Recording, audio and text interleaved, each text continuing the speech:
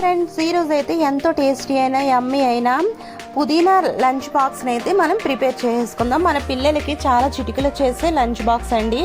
అది ముందుగా అయితే పాన్ పెట్టుకుని దాంట్లో 2 టేబుల్ స్పూన్ల వరకు ఆయిల్ వేసేసి ఒక ఉల్లిపాయ, ఒక పచ్చిమిరపకాయ విధంగా చీరేసుకుని వేసుకుని దాంట్లోనే హోల్ గరం మసాలా అండి, 2 లవంగ మొగ్గలు, దాల్చిన చెక్క, యాలకులు అన్నీ 2 చొప్పున వేసేసుకుని ఈ విధంగా ఫ్రై చేసుకోవాలి. దాంట్లోనే 1 కప్పు వరకు పుదీనాకుని మిక్సీ వేసేసుకుని ఈ విధంగా వేసేసుకుని యాడ్ చేసేసుకుని దాన్ని మొత్తం ఒకసారి 5 మినిట్స్ కలిసేలా కలిపేసుకోండి. దాంట్లో 1 టేబుల్ స్పూన్ అల్లం వెల్లుల్లి పేస్ట్ని వేసి 1 గ్లాసు రైస్ని అయితే తీసుకున్నానండి. అలాగే 2 గ్లాస్ వాటర్ని యాడ్ చేసుకుని టేస్ట్కి సరిపడగా సాల్ట్ని వేసి అవి మరుగుతూ ఉన్నప్పుడు మనం ముందుగా కడిగి నానబెట్టుకున్న రైస్ని కూడా దాంట్లో యాడ్ చేసుకోవాలి.